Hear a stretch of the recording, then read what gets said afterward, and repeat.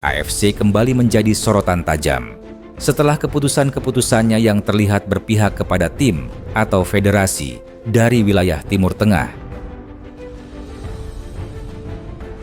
Banyak pihak mempertanyakan mengapa sebuah badan yang seharusnya menjunjung prinsip netralitas begitu sering membela negara-negara Arab atau Teluk, terutama negara kaya seperti Qatar, Arab Saudi, dan juga Bahrain. Dan ini membuat suasana panggung sepak bola Asia terasa semakin panas. Untuk itu, silahkan sempatkan klik subscribe di channel Mozi Sport ini, karena banyak yang akan dibahas di channel ini.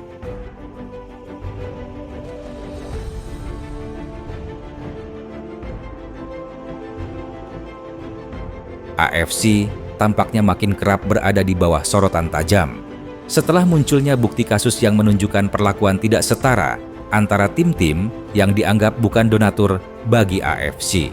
Satu demi satu cerita muncul. Seperti keputusan tuan rumah, pemilihan wasit, hingga waktu istirahat yang diberikan, semuanya menjadi arena pertanyaan. Sebagai contoh yang pernah terjadi, dalam turnamen Liga Klub Elit AFC, keputusan untuk memindahkan pertandingan keluar Iran diprotes banyak pihak sebagai tindakan pilih kasih. Bukan hanya sebagai rumor, negara besar seperti Iran secara resmi mengaku dirugikan karena larangan menjadi tuan rumah pertandingan oleh AFC yang menurut pihak Iran merupakan keputusan yang dipengaruhi oleh media dan politik asing.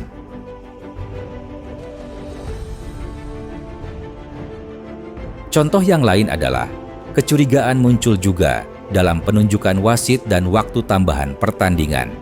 Misalnya, beberapa netizen dan klub mencatat bahwa tim dari kawasan Timur Tengah mendapat waktu istirahat lebih lama atau fleksibilitas yang tak diberikan kepada tim lain.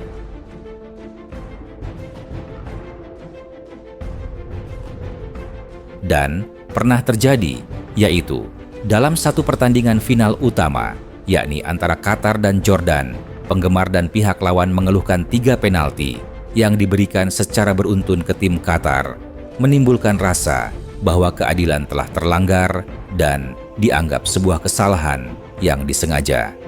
Tapi AFC diam saja tanpa reaksi apapun.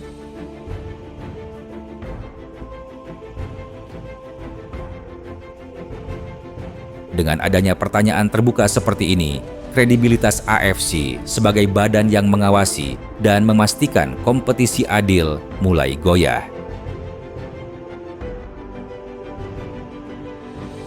Ketika pihak-pihak yang dirugikan mulai merasa seperti pemain kecil dalam sistem yang tampak dirancang untuk yang besar, maka semangat persaingan yang sehat mulai tergerus. Lebih dari itu, sistem yang seharusnya menjadi panggung bagi semua negara Asia, baik kaya maupun miskin, besar maupun kecil, justru tampak dimiringkan. Hal ini menimbulkan dampak psikologis. Federasi kecil merasa tidak didengar, penggemar merasa dikhianati, dan setiap sukses terasa ternoda oleh pertanyaan, apakah ini benar-benar adil untuk semua anggota di AFC?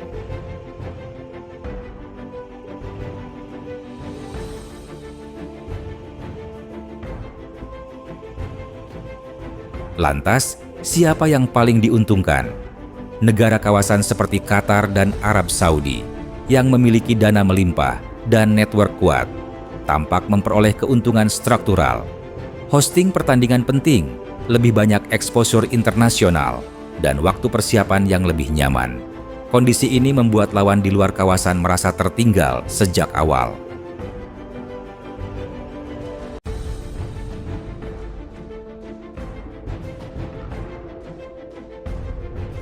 Satu poin khusus yang muncul adalah ketika federasi merasa bantalan kuat di belakangnya, maka kontrol terhadap AFC menjadi sulit. Hal ini memperkuat persepsi bahwa keputusan bukan semata demi pengembangan sepak bola Asia secara merata, tapi juga demi menjaga kepentingan elit. Tentu saja, bagi banyak pihak di Asia non-Timur Tengah, ini adalah panggilan untuk bangun. Jika institusi seperti AFC tak segera memperbaiki sistem transparansi, maka generasi pemain selanjutnya akan mewarisi sebuah kompetisi yang sudah rusak sejak dari akarnya. Dan akhirnya, pertanyaan yang paling mendasar muncul. Apakah sepak bola di Asia masih soal fair play dan pengembangan bersama, atau sudah menjadi ajang manuver geopolitik negara kaya dengan dana besar? Dan hanya waktu akan menuntut jawaban dari AFC, apakah ia memilih untuk jujur dan adil untuk semua tim, atau tetap memilih jalan yang mudah dan menguntungkan petinggi-petinggi AFC, tapi kontroversial.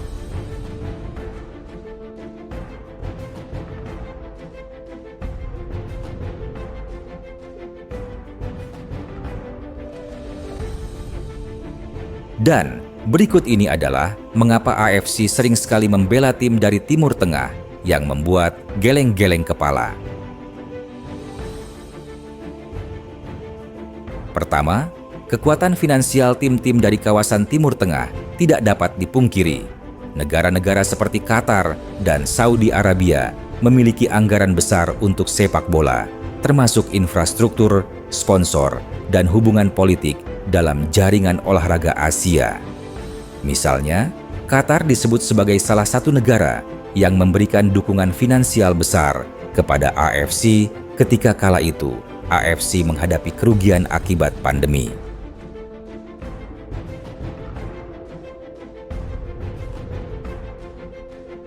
Kedua, arena pengambilan keputusan dalam Federasi AFC kerap dipengaruhi oleh pemimpin dan jaringan dari wilayah Arab.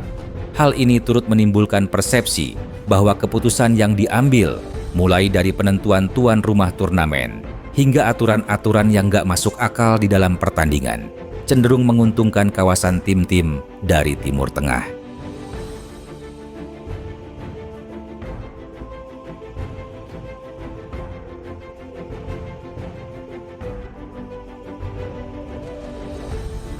Ketiga, untuk banyak negara Timur Tengah, sepak bola bukan hanya soal olahraga, tapi soal diplomasi, kebanggaan nasional, dan proyek besar perubahan citra sebuah negara. Saat AFC membela mereka, sesungguhnya ada kesinambungan kepentingan. Kawasan kaya yang jadi sumber dana besar bagi AFC ingin menjadi pusat sepak bola Asia dan dunia. Dan itu semua sudah terang-terangan mereka melakukannya, tanpa rasa malu kepada negara lain.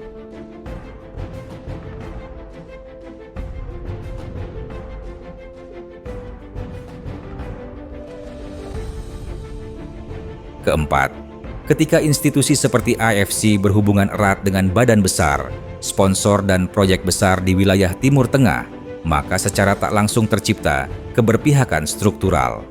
Sponsor, penyelenggaraan event besar, hak siar, semua berpusat di kawasan yang memiliki dana melimpah dan koneksi politik kuat. Pola ini juga berdampak bagi anggota AFC dari kawasan Asia Timur atau Tenggara yang merasa diperlakukan tak adil. Ada rasa bahwa aturan atau keputusan yang seharusnya netral seringkali dimiringkan ke arah kepentingan negara teluk.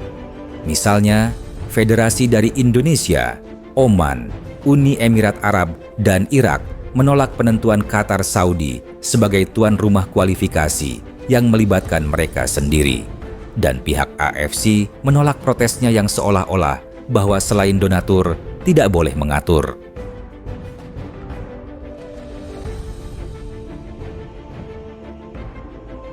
Oleh sebab itu, kemudian muncullah keraguan-keraguan di negara-negara anggota AFC lainnya.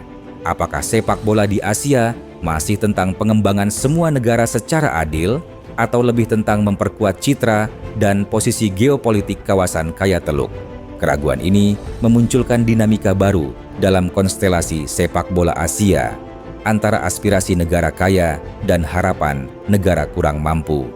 Dan untuk itu, apakah Indonesia masih layak menjadi anggota dari AFC yang penuh dengan kecurangan dan kepentingan-kepentingan dari tim-tim Timur Tengah?